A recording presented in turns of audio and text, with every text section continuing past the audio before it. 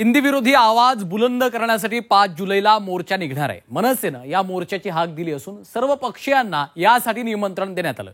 या मोर्चासाठी मनसेनं कंबर कसली असून विशेष तयारी देखील केली जाते। पाहूयात। हिंदी किंवा इतर कुठच्याही भाषेची सक्ती महाराष्ट्रामध्ये होऊ देणार नाही म्हणजे नाही। तो संपूर्ण मोर्चा हा मराठी माणसाचा असेल। हिंदीच्या मुद्द्यावरनं राज्यातलं वातावरण तापलं असून 5 जुलैला मोर्चा निघणार आहे। मनसेनं या मोर्चाची हाक दिली असली तरी मराठी माणसांसाठी सर्वच राजकीय पक्षांना यात सहभागी होण्याचं आवाहन राज ठाकरेंनी केलं। उद्धव आणि राज ठाकरे या मोर्चात एकत्र दिसणार आहे। मराठीच्या मुद्द्यावरनं दोन्ही ठाकरे बंधू एकत्र आले, त्यामुळे हा मोर्चा भव्य दिव्य करण्यासाठी मनसेनं कंबर कसली असून जोरदार तयारी सुरू केली आहे। मराठीसाठी एकत्र या असे बॅनर सेना भवनासमोर झळकले। सर्वच राजकीय पक्षांना मनसेनं मोर्चात सहभागी होण्याचं आवाहन केलंय। 5 जुलैच्या मोर्चासाठी मनसे गणपती मंडळांना निमंत्रण देणार आहे। विविध मंडळांना सहभागी होण्यासाठी आवाहन केलं जाणार आहे। मुंबईतील दहीहंडी पथक, गणेश मंडळ, नवरात्री उत्सव मंडळ अशा विविध मंडळांना सहभागी होण्याचं आवाहन केलं जाणार आहे। पुण्यातही मनसेकडनं प्रत्येक शाखानिहाय बैठका होणार आहे। कोपरा सभा घेऊन सायकल रॅली काढून लोकांना आवाहन केलं जाणार आहे।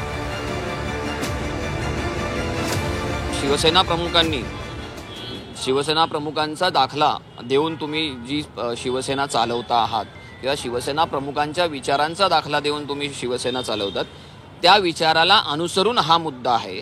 कारण हा मराठी भाषेसंदर्भातला मुद्दा आहे। हिंदी सक्तीकरण हे ऑटोमॅटिकली मराठीवर हे आक्रमण आहे।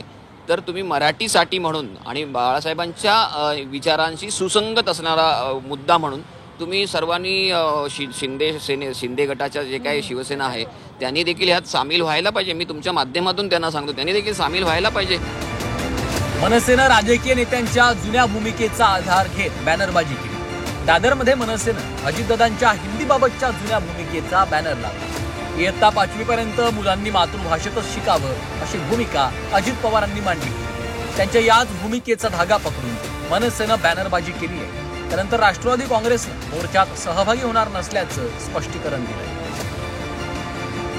विविध लोकांनी आतापर्यंत जो उघड प्रतिक्रिया देऊन जो पाठिंबा दर्शवला आहे त्यांच्या प्रतिक्रियेसह आम्ही बॅनर देखील लावलेले आहेत।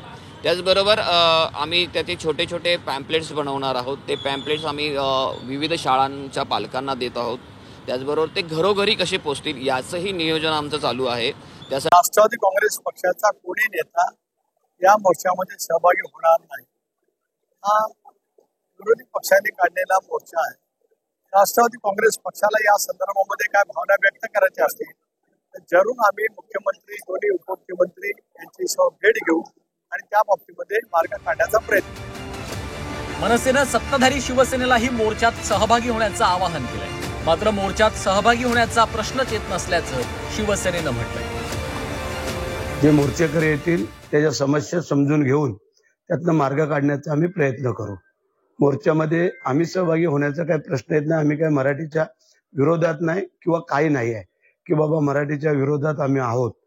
ठीक आहे, हिंदी भाषा आज आपल्याला संपूर्ण जगाला, देशाला माहिती आहे की बऱ्याचशा ठिकाणी काही लोकांना इंग्लिश येत नाही, त्यावेळेला हिंदी बोललं जातं। मराठी भाषा ही आपली इतर राज्यामध्ये किती बोलली जाते काय हे आपल्याला सगळ्यांना कल्पना आहे। हिंदी विरोधी मुद्द्यावरनं ठाकरे बंधूंचे एकमत झाल्यानं राज आणि उद्धव ठाकरे या मोर्चात एकत्र दिसणार आहेत। या मोर्चाचं यजमानपद मनसेकडे असलं तरी हा मोर्चा पक्षविरहित असेल असं राज ठाकरेंनी आधीच स्पष्ट केलं। त्यामुळे या मोर्चाला महामोर्चा करण्यासाठी मनसेनं आता कंबर कसली आहे। ब्युरो रिपोर्ट, झी 24 तास।